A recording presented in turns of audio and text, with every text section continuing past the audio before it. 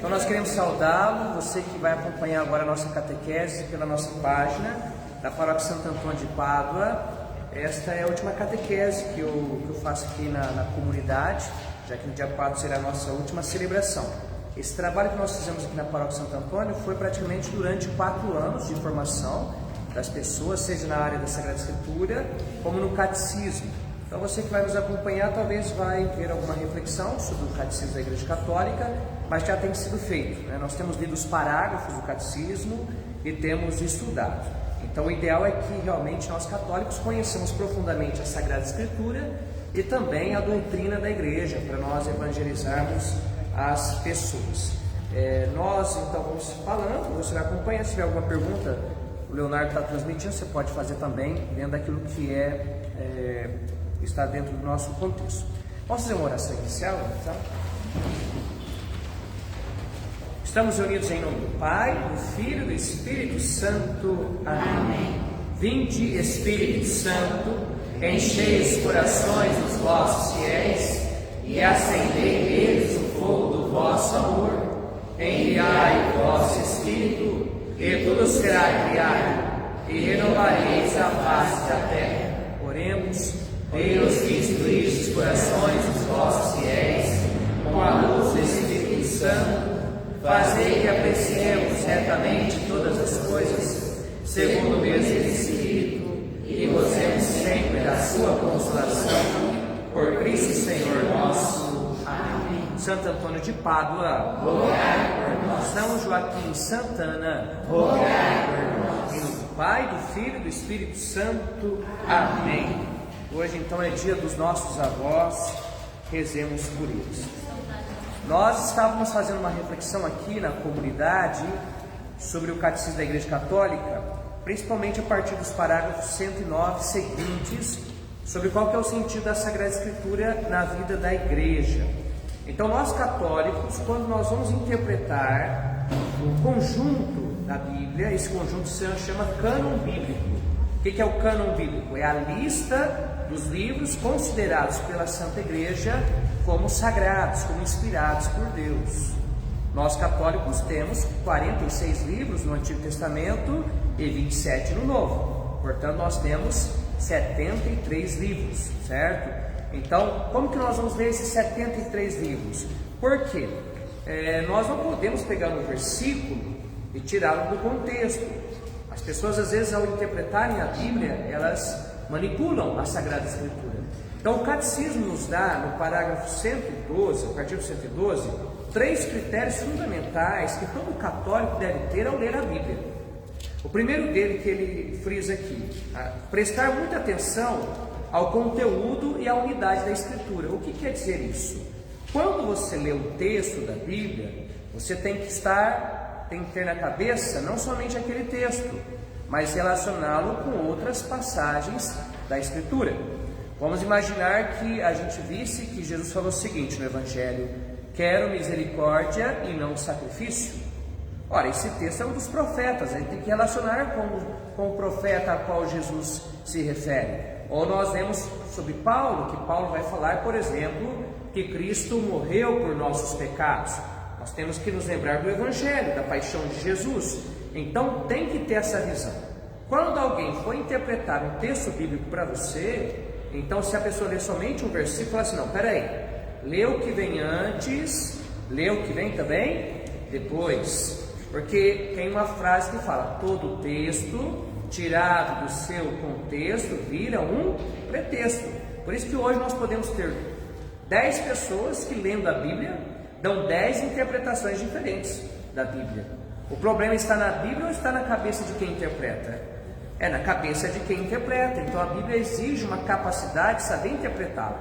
Quando eu dava aula no seminário, até agora a metade do ano, eu sempre falo para os meus alunos: um texto bíblico pode dar 1, 2 ou até 3 interpretações, mas não todas as interpretações. Então nós temos que buscar o quê? Qual que é a verdade que está naquele texto bíblico lido. Então quando a gente lê a Bíblia, não é o que eu acho, o que eu penso, mas aquilo que de fato Deus revelou na Escritura, não é isso?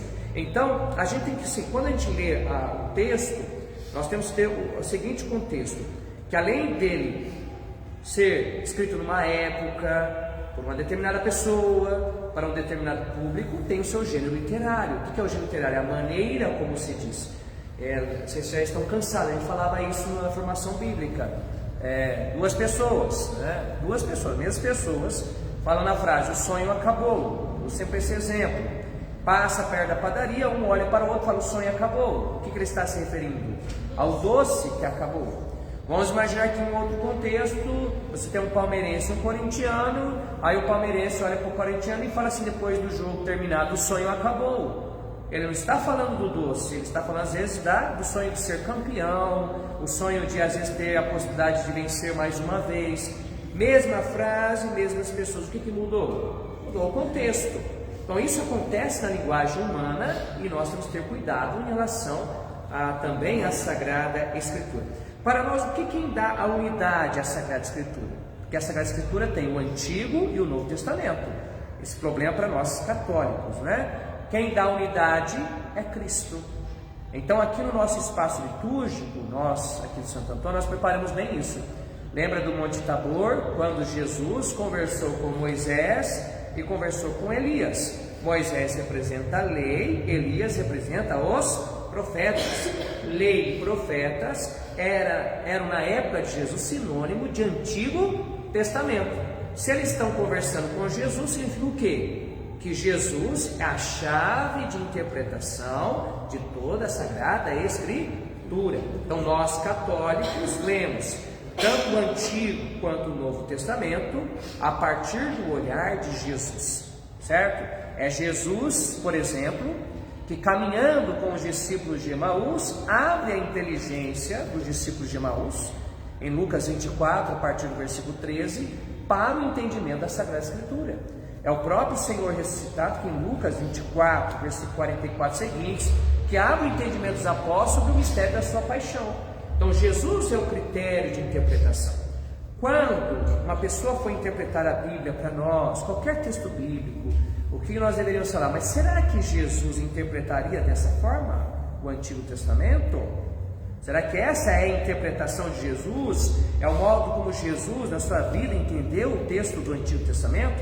Porque na época de Jesus não tinha Novo Testamento, tinha o quê? Apenas o Antigo Testamento. Então Jesus também interpretou o Antigo Testamento. Ele é o nosso mestre, ele é o nosso biblista por excelência. E mesmo outros textos. Se nós tivéssemos essa pergunta, já colocaríamos por terra muitas pessoas que fazem interpretação que não tem nada de Jesus. É uma interpretação de fato cristã e cristocêntrica, leva as pessoas a amarem mais Jesus, a se converterem, a serem mais semelhantes com o Senhor, né? Então tomemos cuidado. Depois, o segundo critério. Então, o primeiro é o conteúdo da Escritura. O católico tem que estar em consideração a Escritura como um todo. O segundo, parágrafo 113, diz o seguinte: ler a Escritura dentro da tradição viva da igreja inteira. O que a igreja está dizendo com isso? Nós não somos os primeiros intérpretes da Sagrada Escritura, de maneira alguma. Nós não somos os primeiros intérpretes. Antes de nós, a igreja tem 2000 anos de história. Quantas gerações nós já tivemos de cristãos? Se nós colocarmos em média 3 ou 4 gerações por século, nós temos 20 séculos, são quantas gerações de cristãos já interpretando? 80 gerações. Interpretando a Bíblia, vivendo aquilo que a Escritura diz. A Bíblia não começou conosco, não somos no primeiro que nós estamos chegando, ninguém fez nada. Então o que a igreja diz? Quando a gente vai interpretar um determinado texto, o que a gente, além de ver a unidade da Escritura, vamos ver, por exemplo, o que os santos disseram. Bom, o que será que Santo Agostinho disse sobre esse texto? São Jerônimo, São Tomás de Aquino, os santos, ou por exemplo, os teólogos, ou como que esse texto ele é usado dentro da liturgia da igreja, certo? Então nós devemos interpretar a Bíblia à luz daquilo que já foi sendo interpretado ao longo de 20 séculos. É muito fácil a pessoa pensar que a Bíblia, desceu do céu agora, está no zíper aqui bonitinha, e ninguém antes dele interpretou a Bíblia, ninguém falou nada.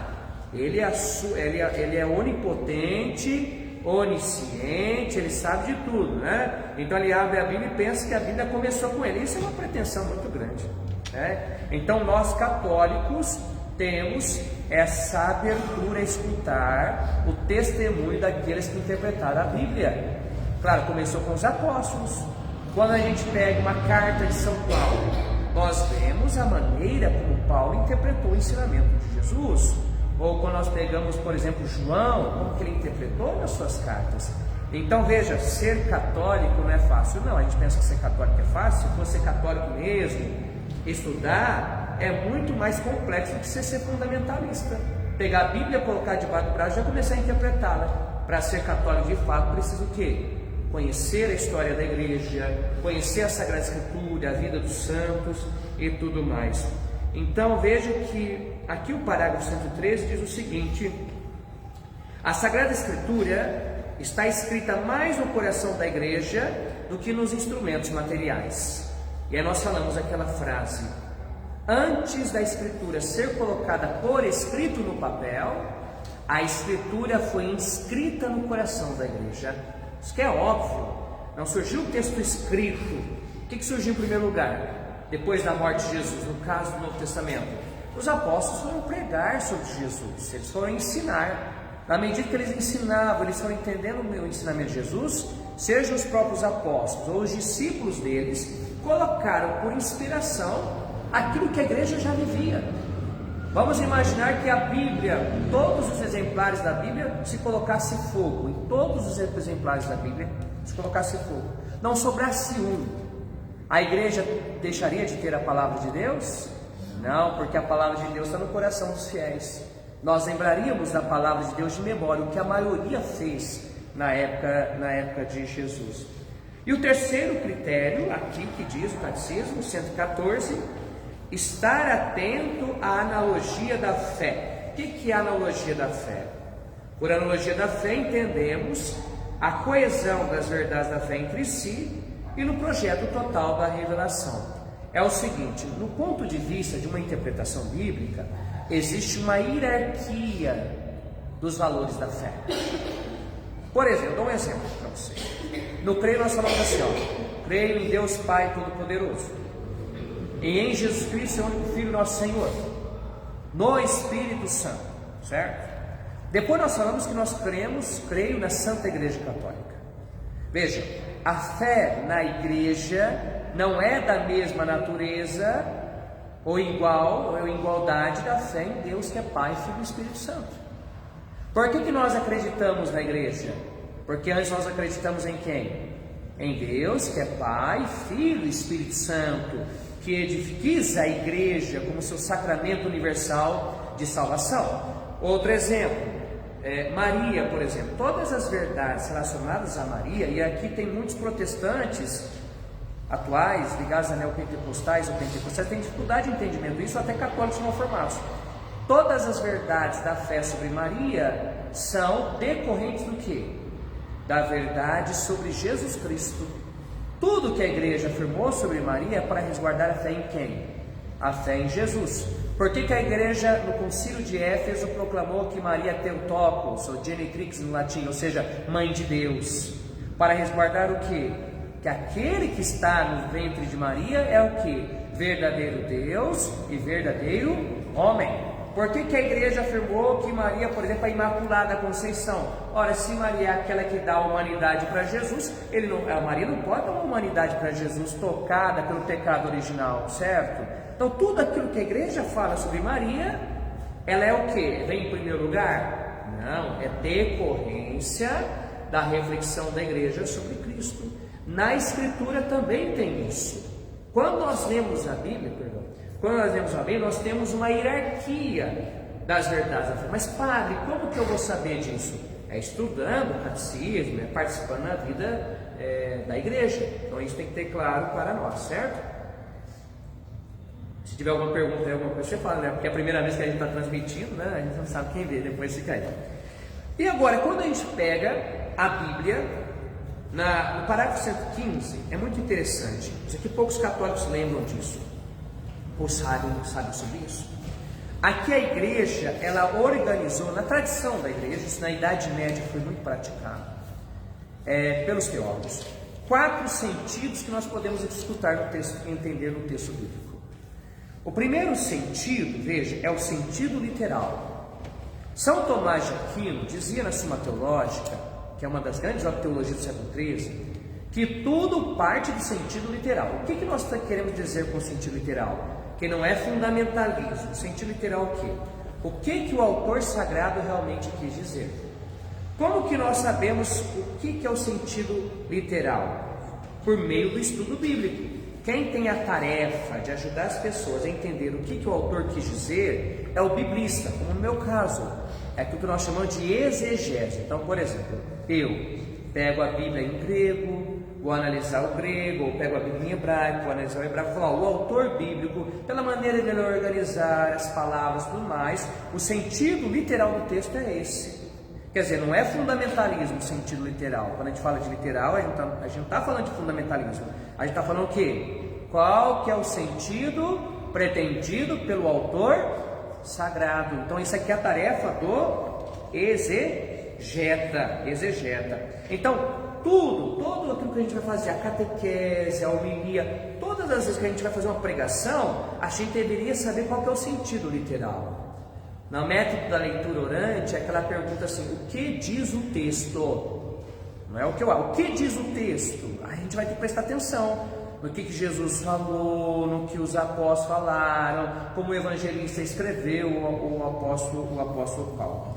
O que acontece com muitas pessoas hoje, e é um problema hoje de muitos biblistas, que eles vão dar curso de Bíblia às vezes para as pessoas, pega o texto bíblico como se fosse um corpo morto, vai secando o texto, vê palavrinha, chega uma hora que perdeu o sentido do texto. Eu mesmo já vi vários professores de Bíblia que têm esse defeito. Eu acho que o bom exegeta, o bom biblista é aquele que ajuda as pessoas a entenderem o texto da Bíblia, a encontrarem a mensagem revelada, certo? Então é um desafio hoje para quem está na área da Sagrada Escritura. Bom, a partir do sentido literal, é o que a igreja fala que vai se desenvolver o sentido espiritual. Então a Bíblia, ela não se reduz a somente aquilo que o autor quis ensinar ou transmitir. A Bíblia contém uma riqueza grande. O sentido espiritual tem três. Olha só, três que a gente pode ver o sentido espiritual. O primeiro que a igreja fala é o sentido alegórico. O que é o sentido alegórico? A alegoria é quando você olha para um evento e você o relaciona com o outro. Quer ver? A igreja toda hora usa de alegoria na liturgia. O Mar Vermelho. Qual que é o sentido literal daquela passagem no Mar Vermelho? Em Êxodo capítulo 14, capítulo 15. É a libertação do povo pelo poder de Faraó. Moisés, com seu cajado, invoca a Deus, e o mar do junco se divide em duas partes, e o povo passa a pé enxuto, o povo que ganha liberdade, que vai para o deserto. Esse é o sentido literal daquele texto. O que seria o sentido alegórico? À luz de Cristo e da liturgia, olhar na passagem do Mar Vermelho um símbolo do batismo, certo? Então nós cristãos podemos ver lá naquela passagem, veja, a gente conheceu o sentido literal, mas além do sentido literal a gente vê ali, lá no Mar Vermelho já tem o que?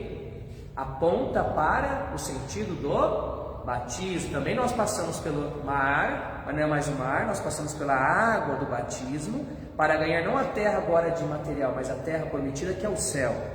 Ou, por exemplo, aquela passagem em que Noé entra na arca com a sua família, não é isso? As águas do dilúvio. Aquilo também pode ser visto como um sentido alegórico. Em toda a liturgia da igreja está esse sentido. A liturgia ela não trabalha em grande parte com o sentido literal. Ela trabalha com qual sentido? Com o sentido espiritual da alegoria. Prestem bem atenção nisso. Vocês vão perceber agora. No dia do batismo, no dia da confirmação, no dia da dedicação da igreja, o sentido alegórico então, nossa, ele é pleno, não é? O bispo, por exemplo, que aspergiu o altar. Por que ele aspergiu o altar? Porque isso está no livro Levítico. Os sacerdotes aspergiam o altar com o sangue do cordeiro. Só que o bispo aspergiu não com sangue, com a água, mas a água está ligada ao Cordeiro de Deus que se foi imolado na cruz, né? Para entender a liturgia, teve que entender o sentido alegórico. Então imagine que eu estou na liturgia, vou fazer uma homilia na liturgia, por exemplo. Eu posso falar do sentido literal? Posso, mas eu posso usar o sentido alegórico para evangelizar as pessoas. Quem acompanhava, por exemplo, as reflexões na Rede Vida, grandes vezes eu usei o sentido alegórico da Escritura. Quem usou isso bem foram os padres da igreja, os pensadores da igreja até o século VIII. Depois, além do sentido alegórico, nós temos o outro sentido, que é o sentido moral. O que é o sentido moral? É como se aquele texto, além de nos revelar algo sobre o mistério de Cristo, nos revela a maneira como nós devemos agir como Cristo. Quer dizer, todo o texto bíblico tem alguma coisa que nos ensina no nosso comportamento. Vamos imaginar, por exemplo, o texto, sei lá, pegar um texto que o pessoal conhece, por exemplo, da barca. Aquele texto da barca que os apóstolos estão lá na barca, Jesus está dormindo, eles estão com medo, e Jesus, eles vão falar: Senhor, mestre, não te importas que estamos perecendo? Aí Jesus acorda, ele ameaça o mar e o vento, quieto, silêncio, e eles ficam quietos. E aí os discípulos falam o seguinte: mas o que é isso? Que ensinamento dado com autoridade? Se eu fosse olhar esse texto a partir do aspecto moral do comportamento, qual que é o comportamento que esse texto está querendo gerar nas pessoas, na opinião de vocês? Qual seria o comportamento? Agora a moral, a gente está falando da moral, o sentido moral. Qual que é o comportamento que aquele texto poderia gerar? A gente poderia fazer uma interpretação nesse sentido. Qual que seria? Coragem. Ou seja, alguém poderia usar esse texto para falar para os discípulos, para a pessoa: olha, lendo esse texto, o comportamento que nós somos chamados a assumir é de uma coragem, mas de uma coragem nascida na fé, por exemplo. Então você pode usar o texto nesse sentido moral, mas lembrando que o sentido moral só pode ser usado se o sentido literal permitir. Porque às vezes o cara quer dar um sentido moral ao texto lá que não tem nada a ver. Então nós podemos usar sim a Bíblia para instruir as pessoas. Diz o catecismo, está vendo lá? Eles foram escritos para nossa instrução. Os acontecimentos relatados na Escritura devem conduzir-nos a um justo agir. Uma homilia sempre deve dar para as pessoas um sentido moral. Faz parte da homilia também isso. Quer dizer, as pessoas deveriam sair daqui instruídas sobre algum comportamento que elas devem assumir durante a semana. Não precisa falar de todo o comportamento específico, mas se o texto, baseado, claro, no texto bíblico, certo? Depois, o terceiro sentido, que a palavra aí é meio difícil, né? Anagógico. Então tem o sentido alegórico, o sentido moral e o sentido anagógico. O que é o sentido anagógico? Lá o catecismo fala anagogê, significa o anagogê, significa o quê? Aquilo que nos conduz. O que é o sentido anagógico? Quer dizer, o texto bíblico, ele quer nos conduzir sobre a verdade última da nossa vida. Qual que é a verdade última da nossa vida? O céu. Então, quando a gente lê aquele texto, o texto bíblico, o que esse texto bíblico está me ensinando sobre a verdade última da minha vida? Em que medida esse texto que eu estou lendo me aponta o céu? Está vendo? Então veja, no sentido espiritual, o primeiro, o que esse texto bíblico me leva a compreender do mistério de Cristo e da liturgia? O que esse texto bíblico me leva a agir a moral? O que esse texto bíblico me leva a compreender sobre o mistério último da vida? O catequista deveria usar isso aqui. O catequista, ao explicar o texto da Bíblia, aí depende também do nível do catequizando, a idade, etc., deveria partir do sentido literal, mas não só ficar no sentido literal. Então, às vezes, algumas formações bíblicas, que às vezes em algumas dioceses, que o pessoal participa, só ensina o quê? O sentido literal. Não capacita o pessoal a fazer, a partir do sentido literal, o quê? O sentido espiritual. Um exemplo que a igreja ensina: a relação entre o sentido literal e espiritual é a mesma relação entre o corpo e a alma. O sentido literal é o que você vê, o teu corpo, a exterioridade do texto. O sentido espiritual é o que você vê lá dentro. Tem algumas frutas que tem isso, tem a casca e tem o miolo. O miolo é o sentido espiritual. Então o intérprete bíblico, ele vai estudar sim o sentido literal, mas para chegar ao sentido espiritual. Quando a gente exorta o povo, ensina o povo sobre o sentido espiritual, o povo sai cheio de Deus da igreja. Então às vezes você vê algumas reflexões homiléticas, catequéticas, até litúrgica, que só fica no sentido literal, o povo escuta e sai vazio. Então, quando vocês forem agora em alguma celebração ou prestar atenção no material da catequese, tente guardar isso aqui. E veja, tem um dito da Idade Média que o catecismo cita, que é de Agostinho de Dácia, da Idade Média. Olha só que ele cita: a letra ensina o que aconteceu. O que é a letra ensina o que aconteceu? Isso daí é o sentido literal. A alegoria, o que deves crer. A moral, o que deves fazer. A anagogia, para onde deves caminhar. Bonito isso aqui, ó. Então a letra ensina o que aconteceu. É importante saber o sentido do que aconteceu? Sim. Depois, a alegoria, o que deves crer. A moral, o que deves fazer. A anagogia, para onde deves caminhar. Guardem isso para a vida de vocês, que vocês vão ser muito profundos no entendimento da Sagrada Escritura. Aí, gente, depois eu vou terminar essa parte, eu vou abrir para perguntas. O que o catecismo diz? De quem que é o dever? Olha o parágrafo 119. De quem que é o dever de ajudar o povo de Deus ao entendimento das Escrituras? De quem que é o dever? Os exegetas, é nosso. Essa é a missão da igreja. Por isso que a igreja tem que ter bons exegetas, tem que investir na formação de professores de Bíblia.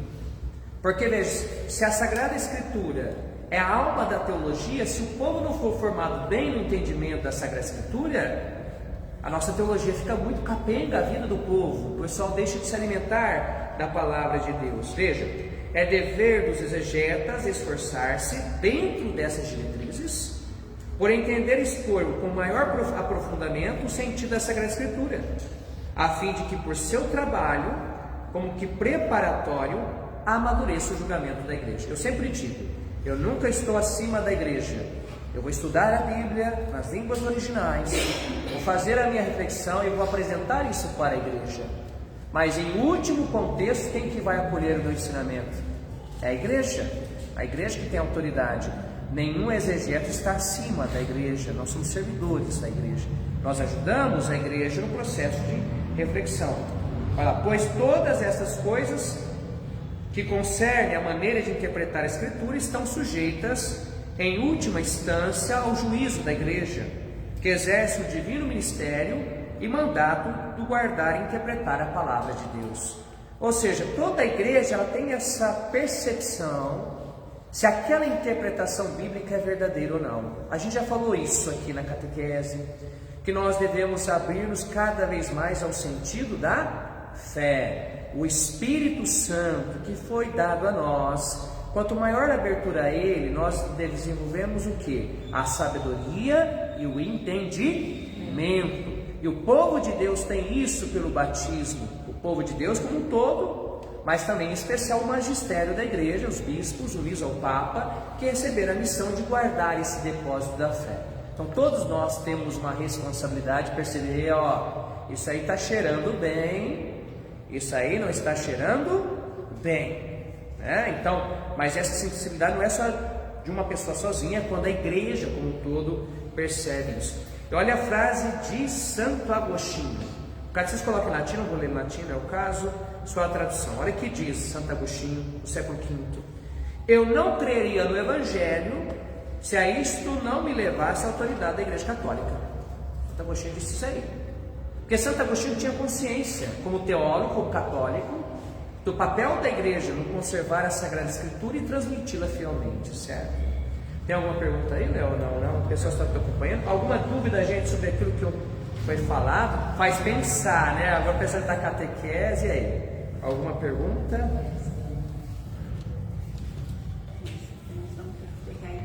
Vai ter que ser, o catecismo é profundo, né? Por isso que é importante entender a Bíblia primeiro. Porque quando você entende a Bíblia, você está usando a Bíblia, aí algumas coisas ficam mais, né? Então veja, Quando quem é catequista, você vai pregar, sempre busque esses 4 sentidos. Não quer dizer que sempre vai você conseguir, mas você vai conseguir ajudar as pessoas a fazer essa prática. E aí a gente participando da formação e tudo mais, né? Na página no parágrafo 120, a Igreja Católica nos mostra quais são os livros canônicos, ou seja, que estão na lista dos livros sagrados. Quantos são? 46 mais 27, portanto 73. No meio protestante não são 73 livros, no meio protestante são 66. Os protestantes não têm 7 livros que nós católicos temos. A gente já deu formação sobre isso, não vamos entrar aqui ao caso, mas nós temos isso, e o Concílio de Trento foi que bateu o martelo. Quando Martinho Lutero questionou a igreja, o Concílio de Trento falou: não, nós sempre usamos esses 7 livros, pela Sagrada Liturgia, a igreja não pode estar errada em 15 séculos. Porque às vezes tem isso também, às vezes tem aquelas teorias protestantes muito errôneas que falam o seguinte: a igreja de Cristo existiu até Constantino, até 313. Aí Constantino fundou a Igreja Católica perverteu o Evangelho de 313 até 1517. Quer dizer, 1200 anos o Evangelho ficou corrompido. Aí Deus suscitou Martinho Lutero, João Calvino, Zwinglio, Henrique VIII para retomar a igreja do princípio. É algo meio forçado isso, né? Respeitamos os irmãos, mas eu acho que é uma viaginha aí na maionese. Tá certo? Vamos lá. No parágrafo 121, o catecismo começa a falar do Antigo Testamento. Veja, quando nós falamos de Antigo Testamento, essa é a primeira parte, né? A gente tem 2 partes. A primeira parte do Antigo Testamento. Veja, o Antigo Testamento é para nós palavra de Deus. Tem pessoas que erroneamente falam o quê? Ah, não, eu não gosto de ler o Antigo Testamento porque apresenta um Deus mau, um Deus violento. Eu gosto do Deus de Jesus Cristo, eu gosto do Novo Testamento. Isso aí, gente, é heresia, não pode ser dito. Ué, o pai de Jesus é quem então? Qual que era a Bíblia que Jesus lia? É o Antigo Testamento. Então isso aí é uma heresia chamada marcionismo. Tanto é que os católicos conhecem pouco o Antigo Testamento, pouquíssimos, né? A catequese está conseguindo recuperar um pouco isso. Na missa de domingo, geralmente a primeira leitura é do Antigo Testamento, e durante a semana também. Então o Concílio Vaticano II, que terminou em 65, reorganizou os livros litúrgicos para que cada vez mais tivéssemos acesso ao Antigo Testamento, né? Então, seus livros, olha lá, diz o Catecismo, olha lá, o parágrafo 121. O Antigo Testamento é uma parte indispensável da Sagrada Escritura. Não tem esse negócio, eu não vou ler. É indispensável. Seus livros são divinamente inspirados e conservam um valor permanente, pois a antiga aliança nunca foi revogada. O que nós temos hoje? Comece a prestar atenção. Hoje nós temos em algumas seitas neopentecostais uma negação do Novo Testamento e só falam do quê? Do Antigo Testamento. Estão negando Jesus Cristo muitas vezes. Então só falam dos cultos, dos ritos do Antigo Testamento. E aí você vai em alguns cultos, algumas igrejas, cadê Jesus? Não se fala de Jesus, não se fala do Evangelho, se fala só de Antigo Testamento. Mas nós tivemos também uma parte da história também do cristianismo em que se só falava do quê? Do Novo Testamento. Então a Igreja Católica, ela nos chama sempre ao equilíbrio. Nós temos que falar do Antigo e do Novo. E quem dá unidade ao Antigo e ao Novo é o próprio Cristo. Ele é o centro. Então começa a prestar atenção. Tem uns hoje que estão usando kippah, está usando, por exemplo, a bandeira de Israel nos cultos.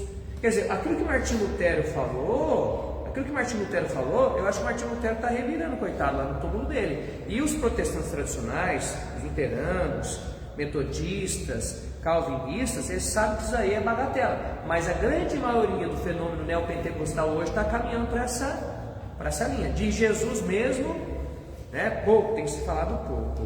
O que o Catecismo diz no parágrafo 122? O Catecismo diz que nós entendemos o Antigo Testamento como palavra de Deus, digna, Mas nós lemos o Antigo Testamento como uma verdadeira pedagogia. O que é uma pedagogia? Deus foi caminhando com o seu povo e foi preparando o povo de Israel para a vinda do Messias. Nós compreendemos, nós cristãos assim. Os judeus compreendem de outra forma, porque para eles Jesus não é o Messias. Então, por que nós lemos o Antigo Testamento? Para entender toda a história da nossa fé. Então, a nossa caminhada, a nossa fé, ela começa lá com Abraão, com o pai na fé. Toda uma caminhada, Abraão, Moisés, né? Os profetas, as mulheres, como Débora, que era uma grande profetisa. É toda uma caminhada. E nessa caminhada, o que a gente percebe?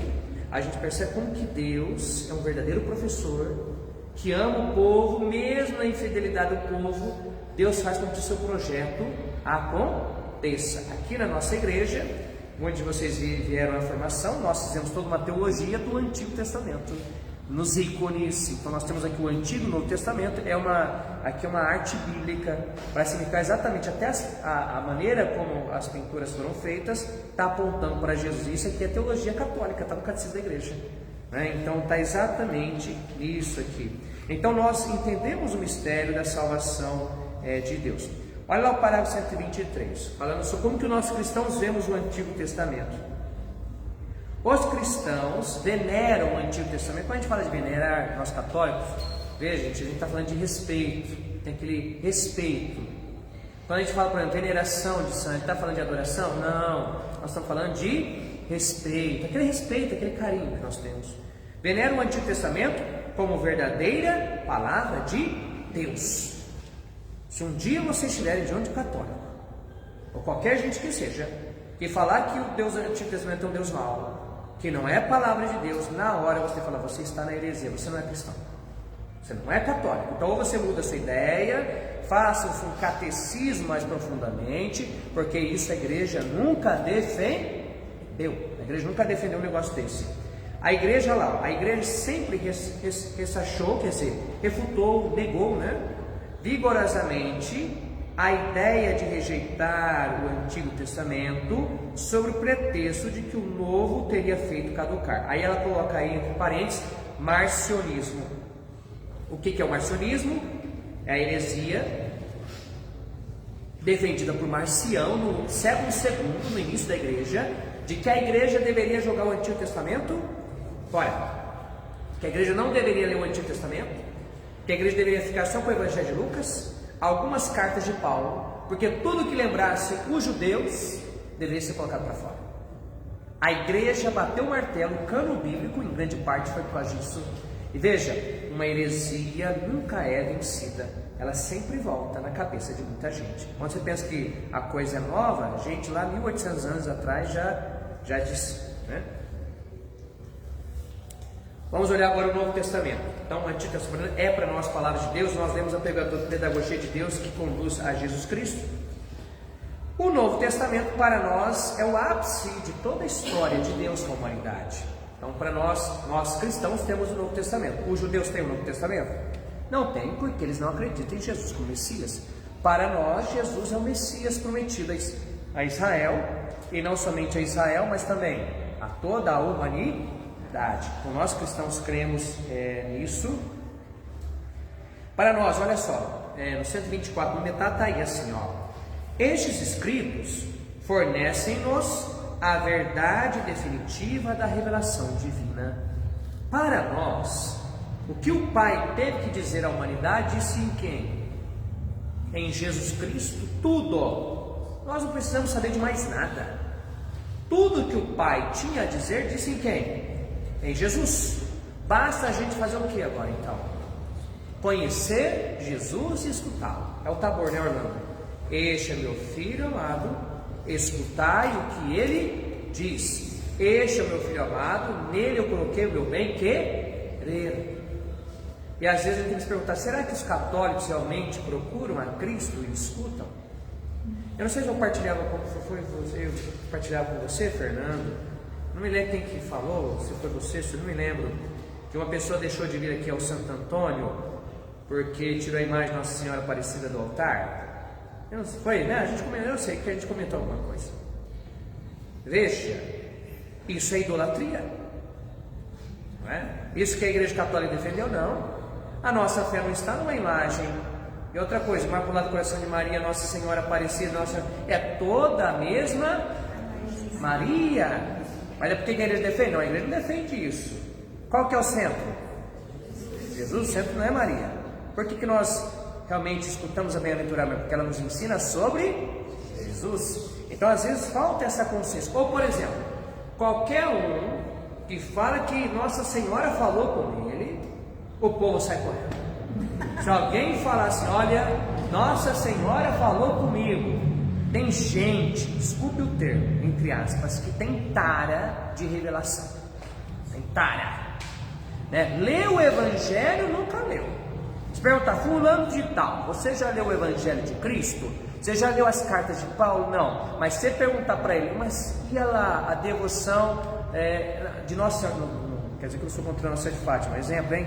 A devoção à Nossa Senhora de Fátima, explica tudinho da devoção à Nossa Senhora de Fátima, explica tudinho da Nossa Senhora Rosa Mística, explica tudinho sobre a vida de um santo e o Evangelho. Aquilo existe para nos ajudar a ler melhor o Evangelho e não o contrário. Então é o que a igreja está dizendo, tudo foi dito em Jesus, olha lá. Seu objeto central é Jesus Cristo, o Filho de Deus encarnado, seus atos, ensinamentos, paixão e glorificação, assim como os inícios de sua igreja sob a ação do Espírito Santo.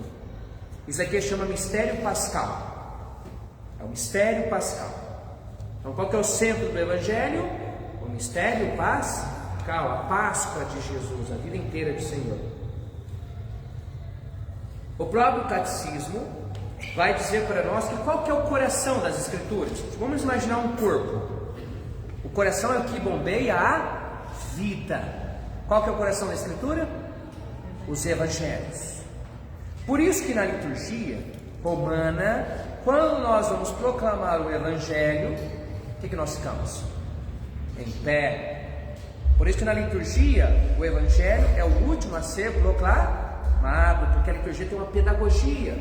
Por isso que somente o livro do Evangeliário entra, não existe outro livro que entra. Aí às vezes algumas comunidades não bem informadas, alguns sacerdotes não bem informados, no mês da Bíblia o pessoal pega a Bíblia e entra lá, né? Tá bom, pode fazer. Quando o pessoal não sabe as coisas, tudo bem, paciência. Mas o único livro que entra é o do Evangeliário. Tanto é que a igreja honra o Santo Evangeliário, não é isso?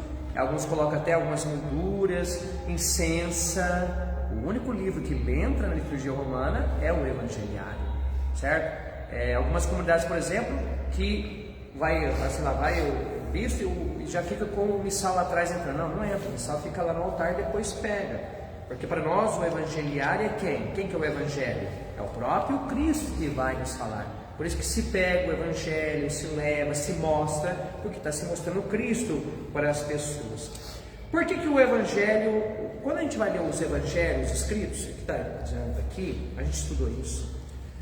O que aconteceu em primeiro lugar? A vida de Jesus, o que ele fez, o que ele ensinou. Depois que Jesus fez e ensinou, Jesus morreu, ressuscitou. Os apóstolos que foram testemunhas de Jesus, o que os apóstolos fizeram?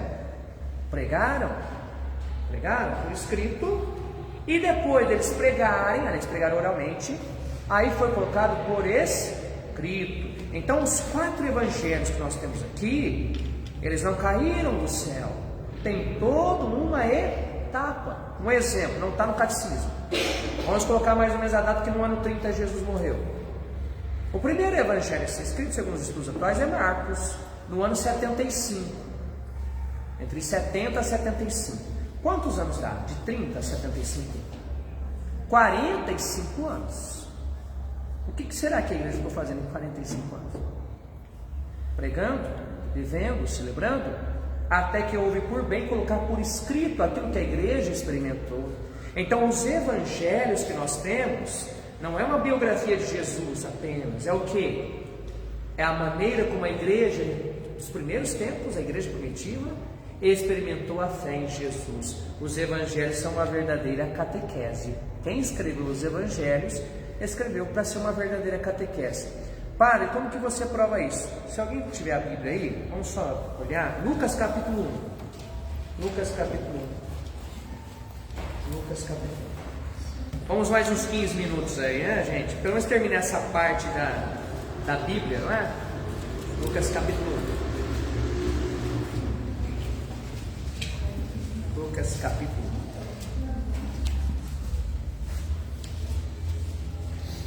1. Olha lá, Lucas mesmo, ele deixa para nós aqui bem claro. Por que ele escreveu o Evangelho? Olha lá o que ele fala, Lucas capítulo 1, versículo 1. Visto que muitos já tentaram compor uma narração dos fatos que se cumpriram entre nós, conforme nos transmitiram os que desde o princípio foram testemunhas oculares e ministros da palavra. A mim também pareceu conveniente, após a acurada investigação, tá vendo? Então foi pesquisado, tudo mais, de tudo desde o princípio, escrever-te de modo ordenado, ilustre Teófilo, para que verifiques o quê? O que é o objetivo do Evangelho de Lucas? Para verifiques o quê? Dá na Bíblia de vocês a solidez? A solidez dos ensinamentos que recebeste. Quer dizer, Lucas está falando, para que você verifique como que a fé que você tem é sólida, tem fundamento. Então, para que Lucas escreveu o Evangelho dele? Para catequizar, para dar solidez. Não é porque o cara da noite para o dia falar, eu vou escrever o Evangelho. Primeiro que não funcionava assim, não tinha papel, era pergaminho. Pergaminho era caríssimo, não era qualquer um que escrevia. Quem escreveu os Evangelhos eram pessoas extremamente cultas e capazes. E aí precisava de quem financiar para escrever o Evangelho? A comunidade. Então o evangelista é alguém ligado aos apóstolos, o próprio apóstolo, financiado pela comunidade para colocar por escrito uma catequese para a própria comunidade. Aqui a gente às vezes escuta o Evangelho e não se dá conta que é para anunciar Cristo e nos catequizar sobre Ele. No parágrafo 127, né, a gente já explicou isso, no parágrafo 127, o Evangelho quadriforme. Por que quadriforme? Porque são 4 Evangelhos: Mateus, Marcos, Lucas e João, certo?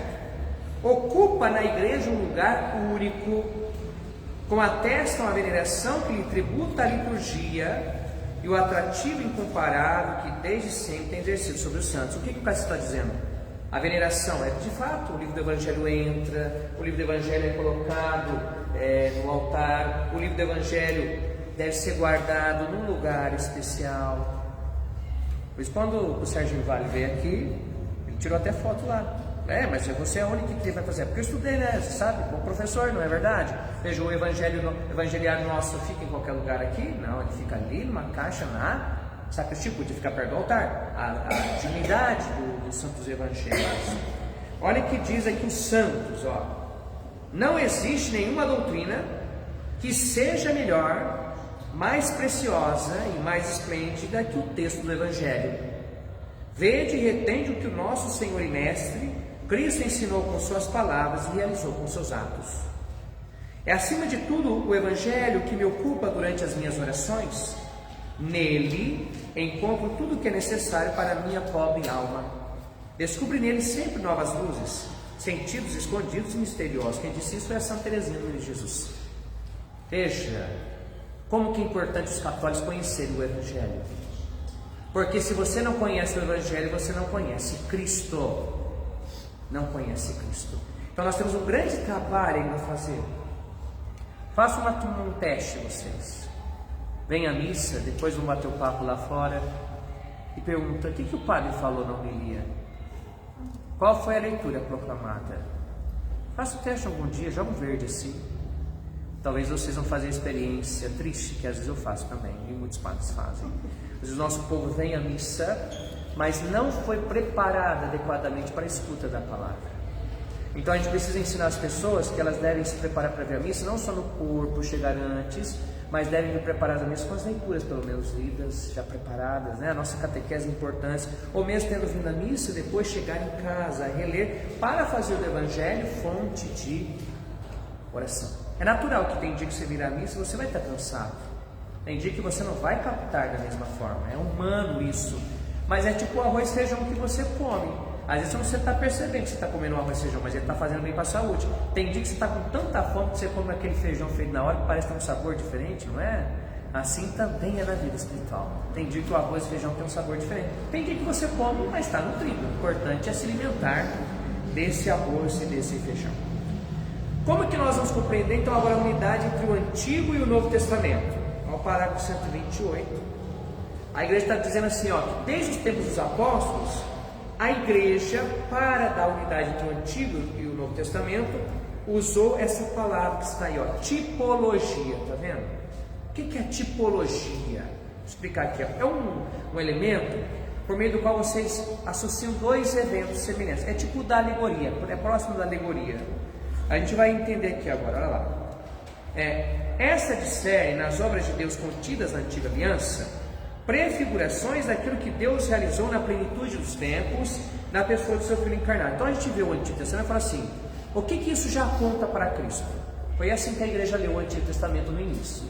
Sei lá, você lê o profeta Jeremias, que sofre, que apanha, que é rejeitado pelo povo. É o profeta que mais sofreu, Jeremias. Aí imagina que você é um cristão e vês a experiência de Jesus e você lê o que Jeremias passou, o profeta que mais sofreu. O que você pode ver ali na vida de Jeremias? Algo que prefigura, que aponta para quem? Para aquilo que Jesus iria passar, tá certo? Ou por exemplo, nós temos lá Amós, que vai até o povo e chama o povo à conversão. Nós podemos ver o chamado de Amós em conversão, a pregação de Jesus, arrependei-vos e crede no Evangelho. Então nós encontramos no Antigo Testamento sinais, nós cristãos, que apontam para Jesus. O parágrafo 129 diz o seguinte, ó, por isso os cristãos leem o Antigo Testamento à luz de quem? À luz de Cristo morto e ressuscitado. Isso aqui é o fundamento, gente, é fundamental. Isso aqui tem que grifar isso aqui. Nós lemos o Antigo Testamento à luz de Cristo morto e ressuscitado.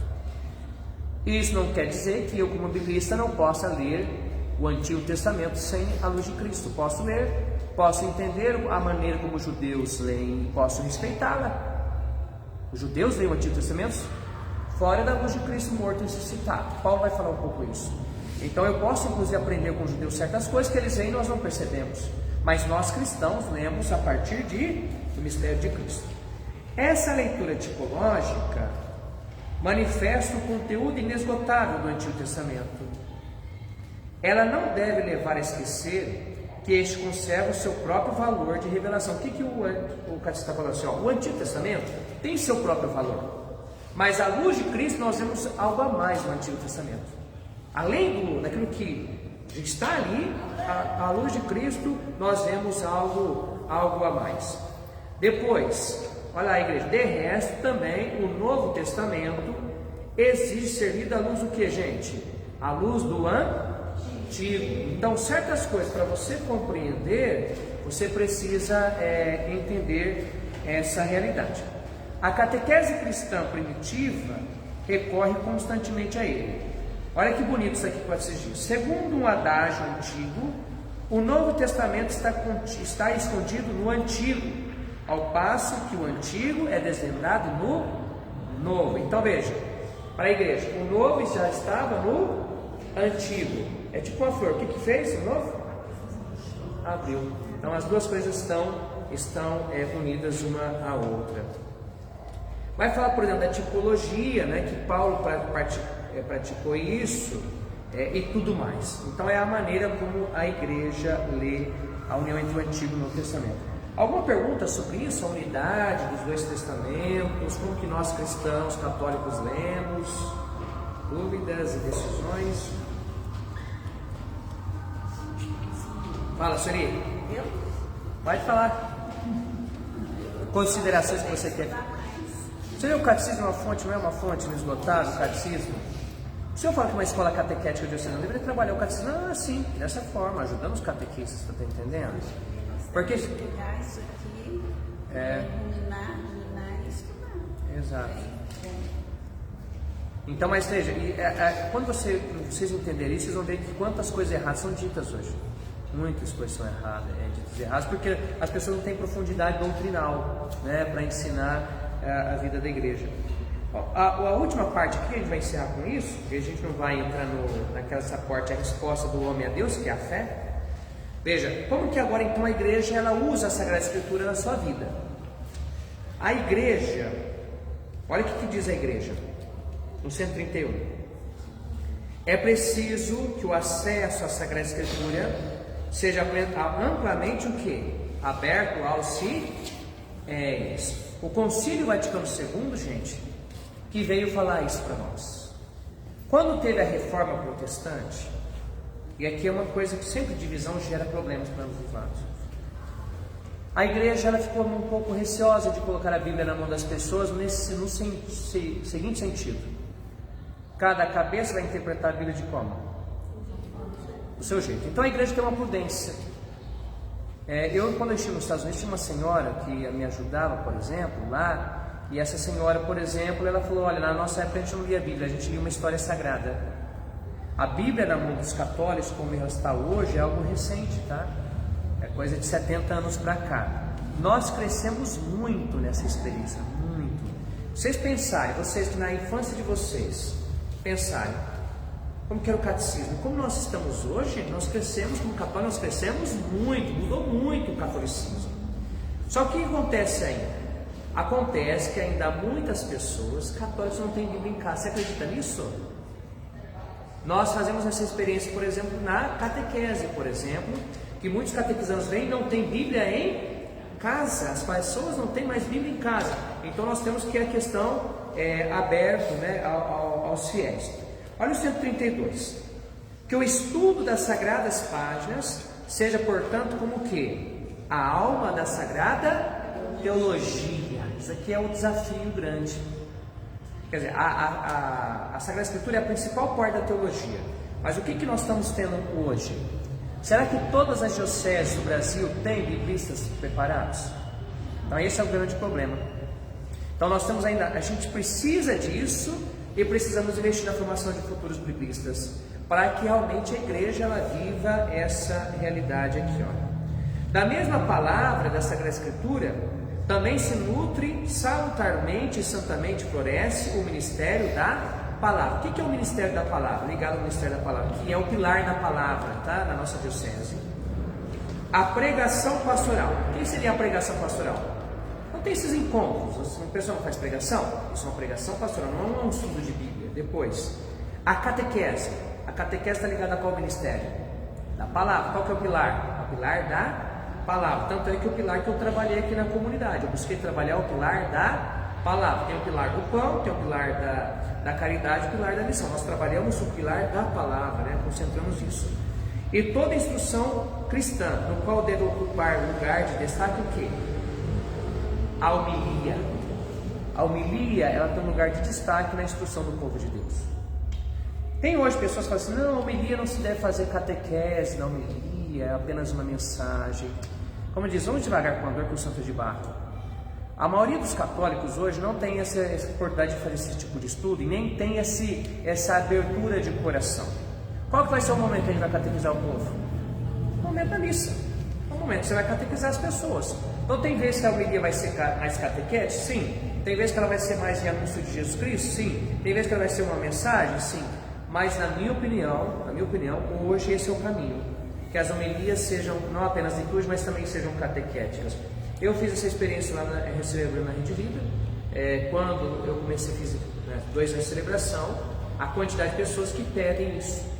Porque as pessoas, nós temos um universo de católicos que não foram estimulados ao aprendizado. A geração que está acima de 50 anos não teve formação catequética profunda. A catequese como que era, Dona Zumira, Dona Senhora? Aprendeu o Pai Nosso e a Ave Maria, não era isso? E vocês têm sede de aprendizado. Então quando você passa uma linguagem simples, direta, objetiva, o pessoal sente o desejo de aprendizado. Nessa época, a catequese lá atrás, as famílias eram o que? Elas tinham uma tradição católica, né? Eles iam pai, mãe, filhos na igreja. Exato. Que é o que se perdeu. Isso. Na família. Quer dizer, a vida católica ela se dava por causa da família e da devoção, da tradição da sociedade que era considerada católica. Hoje a sociedade perdeu, a família está em crise, perdeu-se a tradição cultural católica. Nós não podemos dizer que a nossa sociedade é mais católica, que ela não é, ela é muito pagã. Como se vai dar isso agora? É a crise da transmissão da fé. E quem faz essa experiência em primeiro lugar? É a catequese e a pastoral familiar. São as duas pastorais que mais fazem essa experiência da crise da família e da crise da transmissão da fé. A catequese trabalha com a transmissão da fé. A pastoral da família trabalha com a estrutura familiar segundo o projeto de Deus. Um trabalha complementar o outro.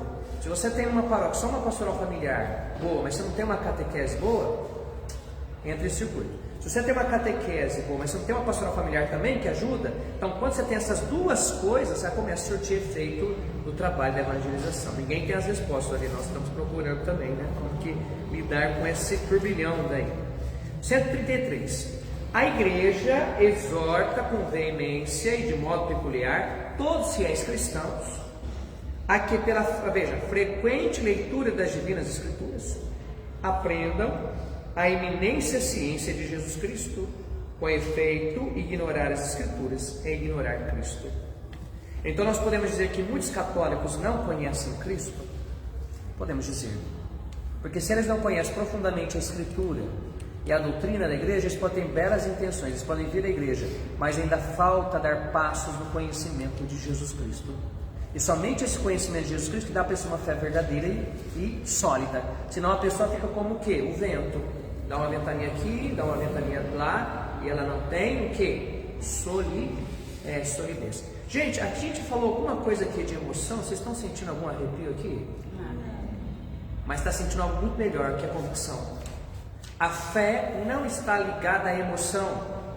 A fé está ligada à convicção. Vocês estão usando o que? A reflexão, a razão de vocês para pensar.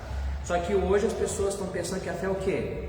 Eu tenho que vir na igreja, eu tenho que sentir um arrepio. Pô, bateu um ventinho no ventilador, você sentiu um arrepio? Isso não é fé. Não quer dizer que Deus também não possa usar das emoções e dos afetos. Pode, e hoje a gente precisa aprender isso. Porque as pessoas às vezes elas vêm para a igreja por causa disso. Mas o problema é não ficar só isso. A gente pode usar, pode fazer a pessoa se emocionar, mas tem que levar a convicção da fé. Quando eu era assessor do setor de juventude na diocese, eu fiquei com 2 anos e meio, nós trabalhamos um pouco essa consciência, demos missa parte por parte, conhecimento bíblico. O que acontece, por exemplo, com muitos grupos na diocese?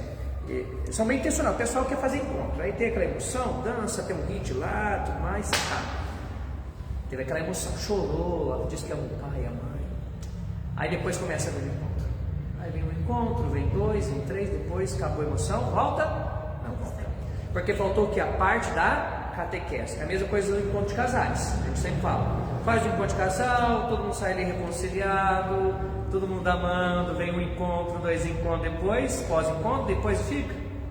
Então o trabalho, a gente tem um trabalho o quê? De evangelização, né? Um trabalho nesse sentido. Aqui, gente, nós temos um resumo que fala pelo que nós vimos, depois vocês podem ler esse resumo, que fala da unidade, dos livros, né? Então praticamente nós terminamos aí essa introdução sobre o magistério, a tradição, a escritura, né? Os pilares da fé católica, sobre a missão de transmitir, e o que vocês podem dar continuidade depois lendo a resposta do homem a Deus.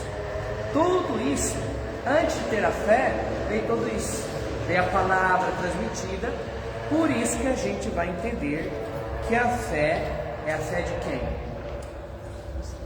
A fé, antes de ser nossa, é a fé da igreja. Esta é a fé que da igreja recebemos e sinceramente professamos, razão de nossa alegria em Cristo Senhor. Por isso que o batismo é o início da fé e não o término dela.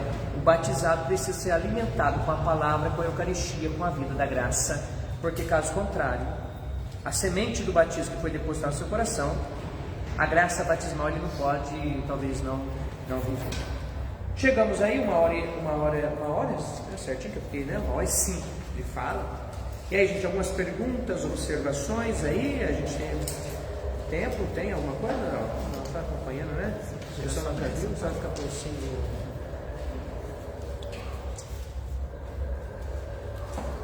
Vocês têm bastante material para se divertir, tá vendo? Quantos parágrafos tem o catecismo, tá vendo? Vocês podem se divertir aí bastante tempo. Tá certo? Muito bem. Vamos encerrar então. Vamos agradecer a Deus por esse nosso momento formativo. Vamos pedir a intercessão da bem-aventurada Virgem Maria. Ela que disse: eis aqui a serva do Senhor, faça em mim segundo a vossa palavra. Virgem Maria, mulher da palavra, que ela nos ajude a acolher a palavra que é o seu Filho Jesus, pois a palavra precisa ser acolhida na fé e a partir da fé nos levar a Cristo.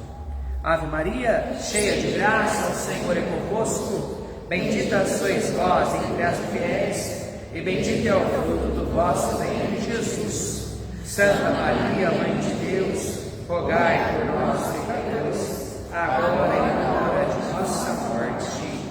Amém. Abençoe-vos Deus Todo-Poderoso, Pai, Filho, Espírito Santo. Amém.